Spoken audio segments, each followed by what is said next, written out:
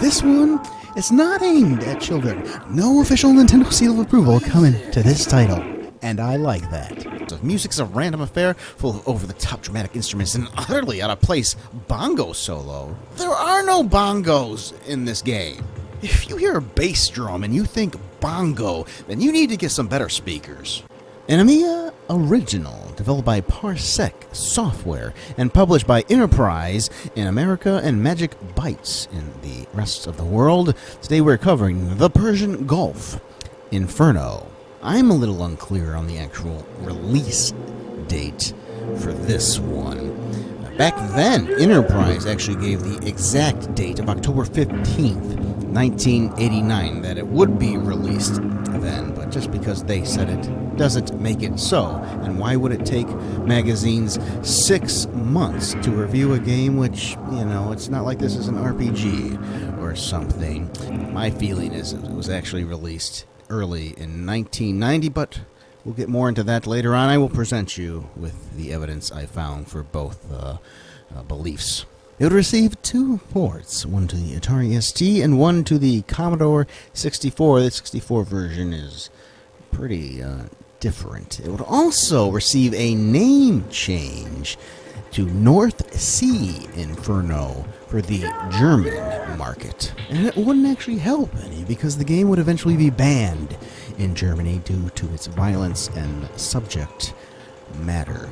The North Sea Inferno version, even on the Amiga, is actually different enough that it warrants a little look at, and I will show that one to you later on.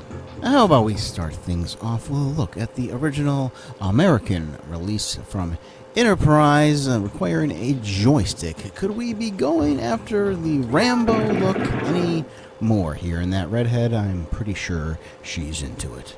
Dateline, January 8th, 1992. Flying in the face of the actual in-game text, which says 1990. On the largest oil rig ever built, on top of the largest oil field yet discovered, a fanatical terrorist death squad holds the fate of Western civilization in a clenched fist. Unless their demands are met by midnight, the terrorists will detonate a captured U.S. nuclear warhead. The Persian Gulf will become an enormous radioactive fireball, and the United Nations officials held hostage will die. The world community, unwilling to negotiate with terrorists, have been left with only one option: a suicide mission against impossible odds. You're the only volunteer. The Inferno features unforgettable action, rescue the hostages, neutralize the terrorists, and disarm the bomb before your time runs out. Magnificent sound, digitized effects, realistic explosions, shots, voices, footsteps, and more. Exceptional graphics. True 3D views let you race in, around, and through the incredibly detailed and immense oil rig. There are no 3D views in this game. You are about to undertake the most dangerous covert assignments of the 20th century, and the most vital. The terrorists are a relentless enemy, but your toughest challenge is the constant ticking of the clock. Prepare for incredible thrills and the most intense experience in gameplay history. Bold claim, Innerprise, 128 Cockeysville Road, Hunt Valley, Maryland, 21030.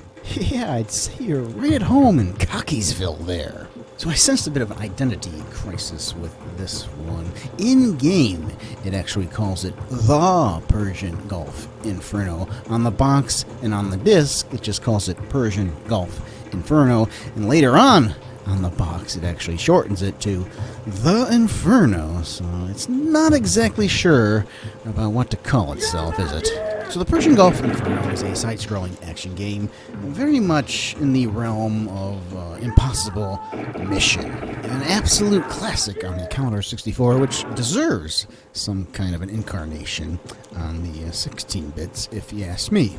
Here, the enemy are depicted as your stereotypical terrorists, complete with voice samples. I would imagine that they are complete gibberish. And that being said, this game could definitely offend some people, even if they were completely accurate.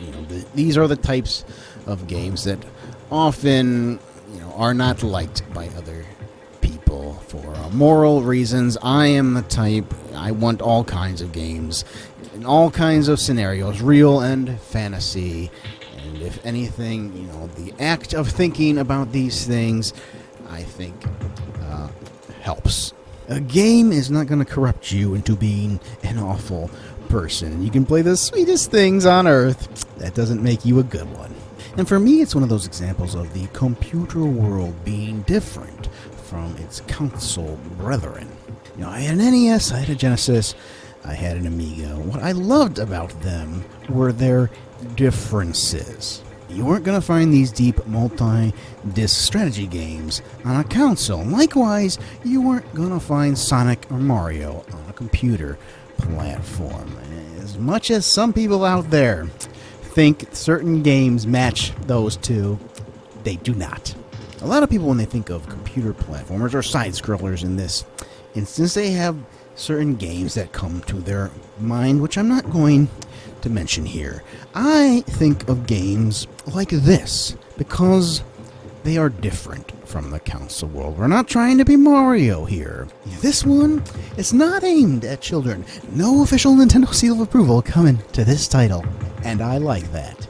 And beyond the adult theme of it all, most children, you'll find them lacking in the intellectual capabilities to play through a game of this type. We have to find things. We have to note where different people and items are.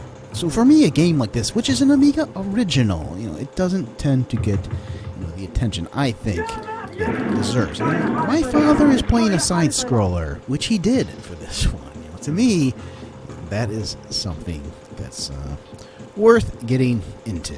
From Amazing Computing's Guide to the Commodore Amiga Fall of '89, I want to welcome you to the first issue of AC's Guide to the Commodore Amiga. This issue contains over 2,200 product descriptions. This is an increase of almost 30% over the issue we presented last spring. This means more than 500 new products were created for the Amiga during the past summer.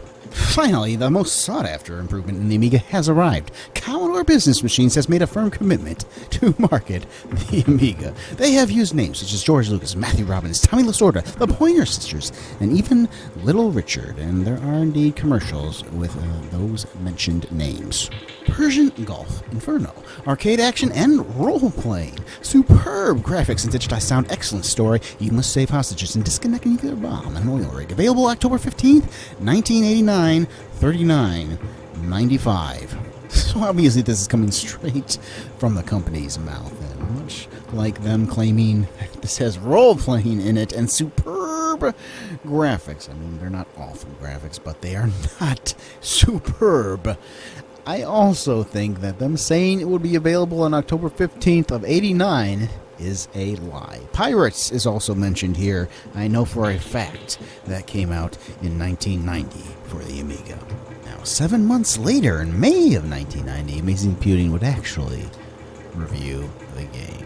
The Amiga 3000, creating choices. The Amiga 3000 represents a third tier in the Amiga line of computers, comprised of the Amiga 500, the Amiga 2000, and now the 3000. The Amiga product line offers the most complete array of computing abilities anywhere, from the low-cost yet powerful 500 to the higher-priced and much more technologically advanced 3000. None of us decided to buy an Amiga because it was okay. We purchased these computers because they presented the best solution to our computer needs. I am very pleased that Commodore is developing such a wide line of Amiga options. It is nice to know that I can play Battlehawk's 1942 on an Amiga 3000, or write the great American success story on my 500. Don Hicks. First this month is a release from young Innerprise Software. Persian Gulf Inferno is set in the volatile Middle East. Terrorists have taken over a large oil facility in the Gulf that was playing host to a regional peace convention. While time is against you, your main enemies are the many terrorists scattered throughout the complex. They tend to come in big groups and must be quickly shot and killed before they can hit you. If you take 10 hits, you die and the facility is destroyed in a big fireball. The game is a disappointment compared to Enterprise's other major release, Battle Squadron, missing the truly fancy graphics and smooth scrolling action found in BS. Did you really need to use an acronym there?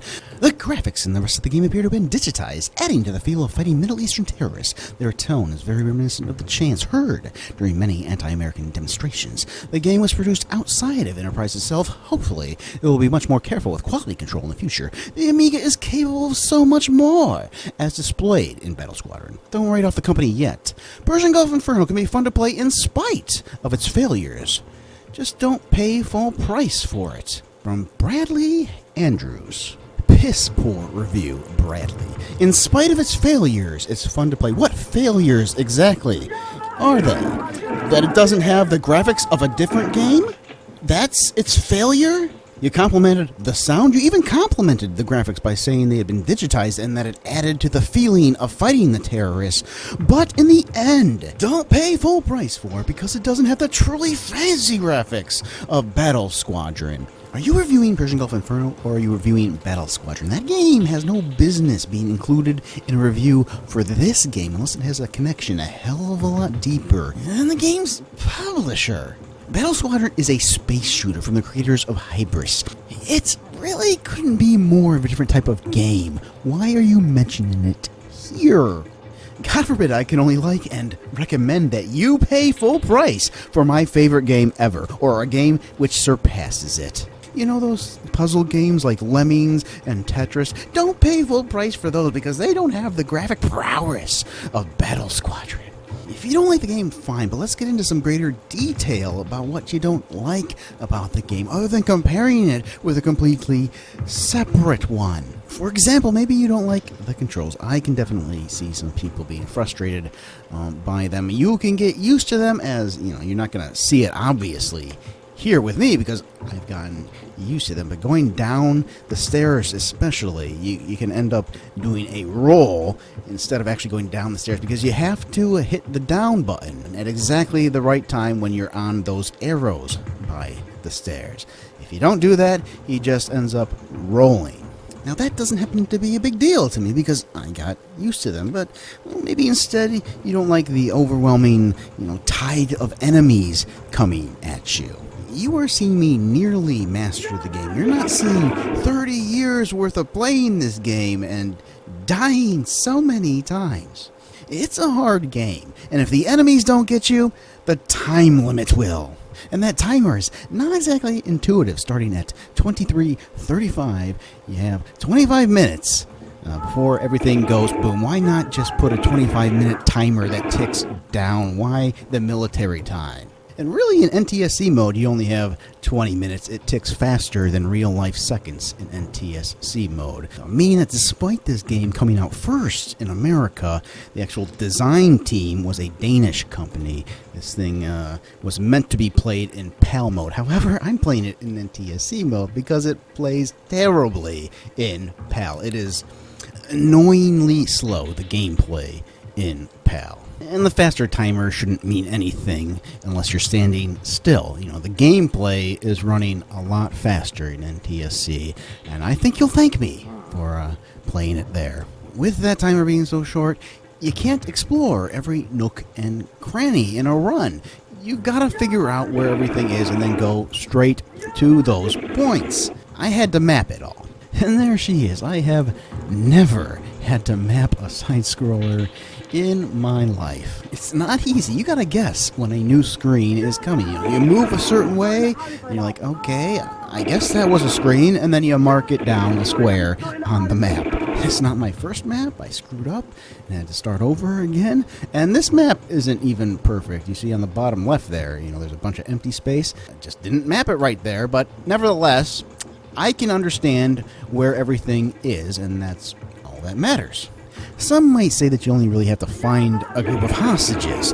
Once you find one group, they will point you towards the next, and so on. Eventually, you'll figure out where the bomb is. Take the elevator down 4 floors, turn left. Take the stairs up 2 floors, turn left. There you'll find Dr. Feelgood. Look, I found groups of hostages as a kid. I followed their instructions to the next group. There are other things that you need to find. You need to find the Uzi. You need to find the rifle, elevator cards, key cards. If you don't find these things, like ammunition and stuff, try completing this game using just the stairs without the elevators, You're going to run out of time. And they're always in the same spot. So, I had to map it. I don't recommend, mapping it from the first time you play it. You're going to miss out on a lot of the fun. But eventually, when you're ready to beat this one, pull out that graph paper, note where everything is at, and you might feel accomplished. Some people, they're not going to like that. That might be a complaint for some people. Not me personally. From Info, September-October of 1989. For some history on Innerprise, 2 of Discovery Software's top programmers have left to found a new software company. It's called Innerprise. And I don't think that's exactly true either. I think it was 2 of their salesmen. 2 executives, not programmers, but Discovery was kind of shady. It wouldn't surprise me if some of that shadiness transferred to Enterprise. Note the date, though. It's a brand new company which was founded by some people who left a well-known Amiga publisher. I think if this game was ready in October, these people would have wanted to review it. Back to info, July of 1990. Coming soon, titles marked with an asterisk have been received in our offices by press time. Enterprise, Night Dawn, received. Persian Gulf Inferno, received. Lost Dustman Mine, received. July 1990. And they could have written this a couple months beforehand, so, May lines up with Amazing Computing there. Amiga Plus, April, May of 1990. New games distributed by Innerprise Software include the recent Tom and Jerry celebrating the pair's 50th anniversary, Persian Gulf Inferno, and the upcoming USS John Young, April, May 1990. So again, lining up with Amazing Computing's review. You want to take a couple months off of April, and you were getting February, early 1990. I just don't see it coming out before that. Now, the only other evidence I have which might suggest a 1989 release was from Amiga World, January of 1990, where I found an advertisement for the game, which is pretty much the front of the box and the back combined. But January of 1990, well, I guess it could have possibly come out in December of 89 then, but again, it's an advertisement from the company itself. This wouldn't be the first time I saw an ad for a game which had not yet been released. Everybody else is firmly planting this early 1990. That's why I'm going with 1990 myself. But I presented you with what I had for 89. Personally, I think Wikipedia and Moby have it wrong. And that's all we have for the American perspective. No other magazines other than Amazing Computing bothered to review this game in America. For me, that's a real shame. I said it before, but these magazines in America and their refusal to acknowledge certain types of games that they felt were beneath them. While they populate 150 pages worth of, half of it hardware that 10 people are going to buy. And that's fine. Something new in hardware comes along, let's talk about it. Because somebody out there is going to be interested in it. Just like somebody out there is going to be interested in a game like this. And guess what? My father played this game. This is the type of side-scrolling game that an adult could get into. And that a teenager especially could look at and say, oh, wow, this is the kind of stuff I want to play. Sega and Nintendo, they have nothing on this. American magazines degraded side-scrolling and platforming games, especially anytime they talked about the consoles. They made sure these are children's toys. And being like that is not going to get you any fans from the consoles. Well, sure, we have some wonderful genres over here, like simulation, role-playing, strategy. But guess what? Those games that you like so much over in the console world, we can do those too. And we have the balls to go where Sega and Nintendo will never go. Highlight these games' differences. Talk about them. And maybe you might just get a few more new fans. To Britain from June of 1990, Computer and Video Games. Now, normally I read to you from the manual, but I didn't really think there was much of a story there. For some reason, the European publisher, I believe in this case Magic Bytes, has put in a bit of story into this magazine. Terrorism has been growing steadily more widespread and daring over the past decade. Bombs, assassinations, and other such unsavory practices have become an unfortunate fact of life. But never before has the world been in such a grip as now. One of the organizations most active in an international violence game is purported to have stolen a nuclear warhead from a U.S. bomber, which crashed while on a routine spying mission over Iran. It was only a matter of time before they would put their terrifying new toy to use, and that time is now. The terrorists have overrun an oil platform in the Persian Gulf and are threatening to detonate the warhead, killing themselves, their half-dozen hostages, and a quarter of the population of the Southern Hemisphere in the process. And guess who's just received a phone call from an anxious president asking for a one-man army to go in, rescue the hostages, and defuse the bomb. Here's the actual view. Crikey! What a spiffy little game this is. Persian Gulf Inferno is packed with shoot-'em-up action aplenty as you storm around the oil platform, killing terrorists and collecting new guns with which to perform your massacre antics. The character's sprites are small but well animated, and when you choose to use a new weapon, such as a shotgun or Uzi, the respective gun can be clearly seen in your sprite's hands. All the sound effects in the game are sampled, and they work really well too, especially the shots of the terrorists as they appear on screen. Persian Gulf Inferno isn't the sort of game which you'll be playing well into the night for weeks on end. In fact, its long-term qualities are very questionable indeed. However, I've enjoyed playing it because it's fast-moving and fun, so if you got a bit of spare dosh left over from Easter, you could do worse than take a butcher's at Persian Gulf Inferno from Paul Rand. Graphics 79%, sound 87%, value 73%, playability 78%, overall 79%. And those are actually probably the thoughts which best compare to my own. Like, you won't be playing it for weeks on end, but what a spiffy little game. It's fast-moving and it's fun. I've been playing it for 30 years, and I never put that much time into it, but every once in a while I've come to it. I play it a couple times, I die a couple times, I put it away.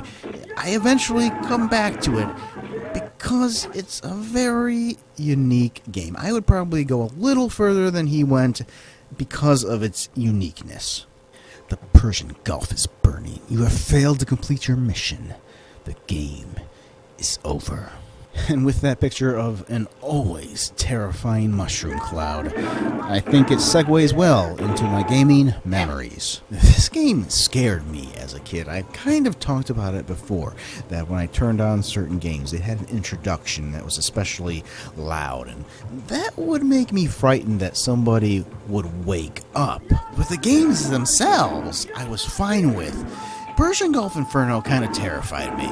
From the introduction screen with the gibberish or not sounds of the terrorists, that was frightening. And then how you can be, traveling for quite some way relatively quietly, and then all of a sudden they pop up out of nowhere, and there's a whole ton of them, as you're seeing right here. They just will not stop coming up on this roof here. As a kid, they were especially scary because you felt like they were random. They're actually completely 100% planned. They always pop up in the exact same places. But it felt random, so that made it scary. And then the mushroom cloud. And even as kids, we were very much aware with the Soviet Union and what was going on, in Iraq and Iran at the time. This was a possible reality of death. Death for everything. And that's some scary stuff to a kid.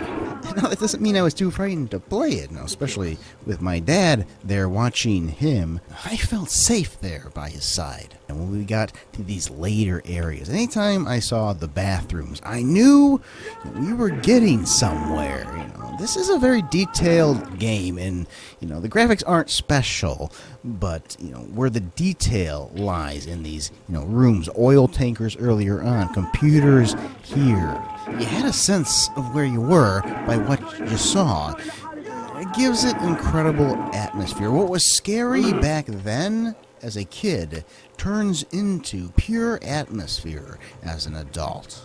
The music, just like the graphics, nothing special, but it's constantly there brooding in the background. It's quite atmospheric, scary as a kid. It gives you a little sense of kind of a, Friday the 13th kind of a horror feeling. A+ on atmosphere. The Games Machine, December of '89. So just like in America, there were some murmurs of this game from '89. Innerprise's Battle Squadron reviewed this issue. Doesn't prepare you for their Persian Gulf Inferno, and it gives a little overview of it there. But it wouldn't actually be reviewed until June of 1990, and European magazines a lot different than American ones. If every single page of a European magazine wasn't dedicated to a single game, then it was dedicated to 4 different games. In other words, if this game had come out in December of '89 and they somehow missed reviewing it in that issue, then it most certainly would have been reviewed January of 1990. Instead, months and months later, summertime of 1990. Oh, I'm sorry, did I say they were dedicated to 4 different games per page? I meant 7! Persian Gulf Inferno, Magic Bytes, the European publisher, £19.99. 6 hostages are being held by terrorists on an oil rig in the Persian Gulf, strangely enough. Backgrounds are drab, lots of dull grays and hard stairways, and sprites are poorly defined, although animation is okay. Scrolling is sluggish and controls are unresponsive. Music's a random affair full of over-the-top dramatic instruments and utterly out-of-place bongo solo. There are no bongos in this game.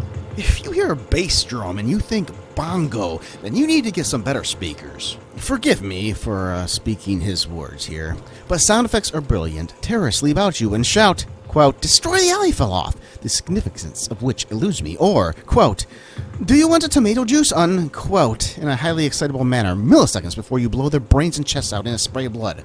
Great fun. The voice samples are probably gibberish, and if they're not, then they're the actual language. They are most certainly not using actual English sentences. What he got out of those samples speaks a lot about his inner self, if you ask me. Unfortunately, the hysterical samples and gory deaths aren't enough to make Persian Gulf Inferno worthwhile, and neither is the laughable ability of being able to blow holes in thin air. What are you talking about? Gameplay is slow and monotonous, mostly consisting of wandering around in search of new rig areas, worth playing just for the laughs, but not worth buying. WL 65%. If ever there was an opinion that just does not matter, it's the guy who quotes the audio samples as saying, "Do you want a tomato juice?" Now, perhaps some of his complaints could be attributed to the Magic Bytes PAL release. Here is the North Sea Inferno, the German release. However, I believe the Magic Bytes altered just the regular Persian Gulf Inferno in the European market as well. There's quite a few differences here. You notice that the door actually remains open to indicate that you've already been there. Enemies only take 2 shots with your pistol to go down, compared with 3 in the original release. There's different music, although no bongos. You can only take 5 hits before you die. In the original, it's 10. There's a different death scene with some animation in it, but probably because they didn't want to show the mushroom cloud. The main complaint, though, is PAL mode. Excruciatingly slow, especially on those stairs. Now, these days, when you see somebody cover this game, some people like it even in PAL mode, but the main complaint is slow and boring. And I completely see their point in PAL mode. So, let's play it. NTSC. Other changes like that red font there, really bad. And they immediately, once you kill them, they immediately disappear again. I think that was a German thing. The bomb is in a different location. It's easier. I only needed that rifle, and a different end screen as well. You even get an extra 10 minutes on the timer. Overall, a much easier version. I did not even need the Uzi. Everything's in a different location, so I couldn't even find the Uzi. If you find the game especially hard, you might want to get a hold of one of the Magic Bytes versions, but just play it in NTSC mode. See you, Amiga, May of 1990. Whatever your feelings about software companies taking such a glib overview of world politics, or worse still, reinforcing racial stereotypes, it's hard to find anything impressive about Persian Gulf Inferno. Take a couple steps and alarm bells should begin to ring, not in the game, but in your head. The echoey clatter of your hero's flat feet sound vaguely reminiscent. Exploring a little should rapidly confirm these suspicions. You're in an impossible mission clone. That Magic Bytes have chosen to base their game on such an old classic may be a recommendation for some, but they've made little attempt to develop the idea. Persian Gulf Inferno is thoroughly unremarkable. The action is slow and the strategy limited. The game is also complicated by the lack of sound effects for the enemy. You don't hear them firing. Yes, you do hear them firing, which makes it easy to take a hit unless you're very careful. Graphically, too, the game offers little. The characters are small, and whilst everything is neatly drawn, there's little style. If you're looking for a good Impossible Mission clone, then Vivid Images' Hammer Fist is a much better prospect. Okay. As a slice of contemporary political bandwagon jumping, the timing is good, but then again, the Middle East is always going to be a hot spot. Then maybe, perhaps, it's not bandwagon jumping then, is it? That said, there's nothing hot about Persian Gulf Inferno, but then reconstituted and reheated matter. Never is Mike Pettenden.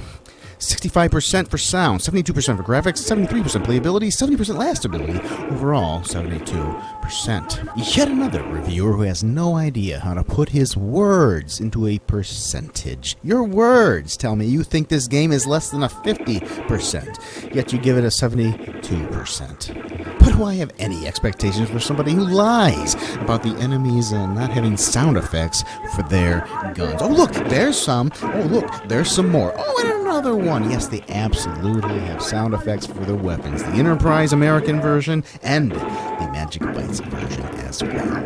When the reviewer has to invent things to hate about the game, you probably shouldn't lend any weight to their normal criticisms either. When I mentioned Impossible Mission earlier, I said it was in the realm of that game. I got the feeling of it. It is not a clone of Impossible Mission. There's an atmosphere that is reminiscent of it. You don't kill anybody in Impossible Mission. You jump over their heads. You mess with computers and things. It's not a clone of Impossible Mission. And then to say Hammer Fist is a better clone. Okay, a beat-em-up is a better clone of Impossible Mission. All right. If they were going after anything, I say Innerprise may have been taking a page from Discovery Software's playbook and been trying to get a license from an actual franchise. You take away the Middle Eastern terrorists and replace them with Soviets, and you could be looking at a Rambo tie-in here. It would have been a heck of a lot better than the actual Rambo games, I'll tell you that. And if looking further on, one of my favorite games for the Genesis was the tie-in for True Lies, which is pretty much this game except with a top-down view. You get different guns, you find the different guns, you get different items, you travel through various different levels. There's multiple levels, but this game could have been True Lies before True Lies existed. So final thoughts, kicking the morality police to the side. It is one of the most unique side-scrollers I've ever had the pleasure of playing. It's not a perfect game, but its uniqueness more than makes up for that. The game world is large, one big level, a la Metroid. It's a worthy challenge with its difficulty, with creepy and atmospheric pacing and music. I think it's an overlooked title, and it's an Amiga original. It deserves to get out there a little more than it has. I wouldn't say the ending is worthy of all the trouble we just put ourselves through, but at least there's something there. Hope you'll check out my written review at shot97retro.blogspot.com. If you enjoyed this, you'd probably like Hostage Rescue Mission from Infogrames. North and South perhaps sounds like a good one to recommend as well. Sorta Sodan from Discovery, the company with which Innerprise broke off from. And finally, Civilization, for no other reason than I like that review. I hope you all enjoyed this one. See you all later. Wish me a happy birthday in the comments, huh? This one will be released on my birthday, and I'll see you soon. Bye.